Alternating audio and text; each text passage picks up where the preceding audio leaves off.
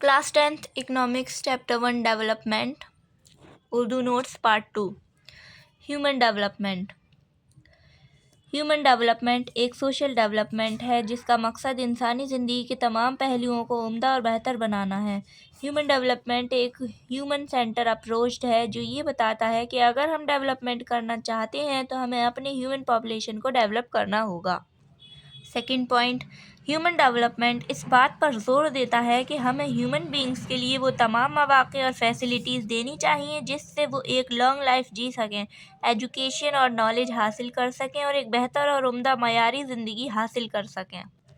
मुख्तसर में हम ये कह सकते हैं कि ह्यूमन डेवलपमेंट का मकसद ह्यूमन और इसके डेवलपमेंट पर जोर देना है, क्योंकि अल्टीमेटली किसी भी मुल्क का डेवलपमेंट वहाँ पर रहने वाले लोगों की तरक्की पर डिपेंड करता है। ह्यूमन डेवलपमेंट इंडेक्स HDI के कॉन्सेप्ट को यूनाइटेड नेशन डेवलपमेंट प्रोग्राम यानी UNDP ने 1990 में अपनी पहली ह्यूमन डेवलपमेंट रिपोर्ट में इंट्रोड्यूस किया था, ताकि दुनिया के तमाम ममालिक का ह्यूमन डेवलपमेंट की बना पर कंपैरिजन किया जा सके।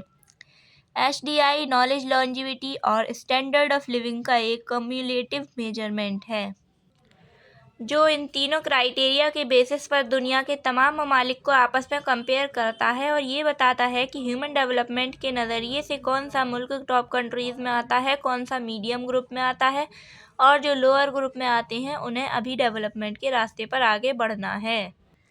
फिर आ जाता है basic components of human development index और criteria for measuring human development.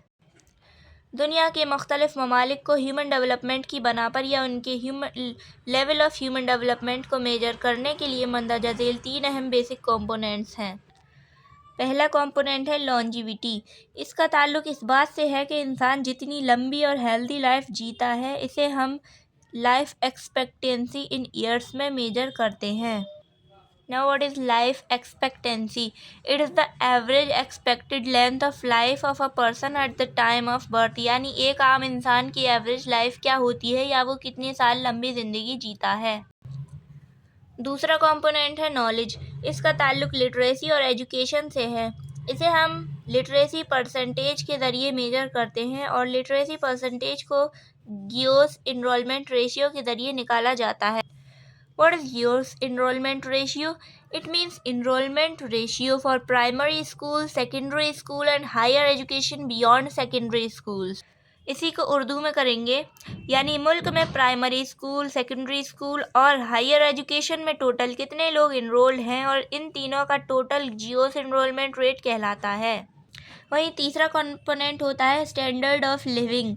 इसका ताल्लुक एक उम्दा और बेहतर ज़िंदगी गुजारने से है और इसे हम पर कैपिटा इनकम के ज़रिए मेजर करते हैं। पर कैपिटा इनकम बराबर होती है national income upon total population, यानी किसी भी मुल्क का रैंक इन तीनों बेसिक कंपोनेंट्स के ऑल ओवर अचीवमेंट से निकाला जाता है। अब आ जाते हैं हम लास्ट टॉपिक पर। ये एक डेवलपमेंट प्रोसेस है जो इस बात पर जोर देता है कि हमें प्रेजेंट में डेवलपमेंट प्रोसेस करना चाहिए, लेकिन साथ ही साथ हमें अपनी फ्यूचर जनरेशन का भी ध्यान रखना चाहिए। यानी हमारा प्रेजेंट डेवलपमेंट इस तरह का हो कि जब हम डेवलपमेंट करते वक्त रिसोर्सेज का यूज़ करें तो उसे कंट्रोल्ड तरीके से करें और आने वाली फ्यूचर जनरेशन के लिए रिसोर्सेज बचा कर रखें, और साथ ही साथ इस बात का भी ध्यान रखें कि डेवलपमेंट को किसी तरह नुकसान ना पहुँचाएं, क्योंकि सस्टेनेबल डेवलपमेंट एक ऐसी पॉलिसी है जिसे एनवायरनमेंट पॉलिसी कहते हैं, जो इस बात पर जोर देती है कि डेवलपमेंट प्रोसेस करते वक्त एनवायरनमेंट को किसी तरह का नुकसान नहीं पहुंचना चाहिए, क्योंकि एनवायरनमेंट और इकोनॉमी दोनों इंटरडिपेंडेंट हैं, यानी आपस में डिपेंड करते हैं एनवायरनमेंट और इकोनॉमी। और अगर हम एनवायरनमेंट को नुकसान पहुंचाएंगे तो इकोनॉमी को भी नुकसान पहुंचेगा।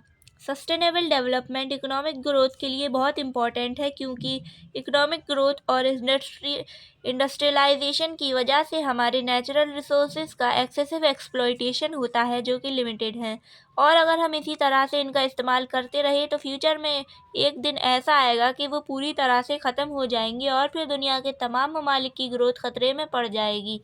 इसीलिए आज तमाम ममालिक की ग्लोबल कंसर्न ये है कि हमें डेवलपमेंट की एक ऐसी पॉलिसी अपनानी चाहिए जो एनवायरनमेंट फ्रेंडली हो।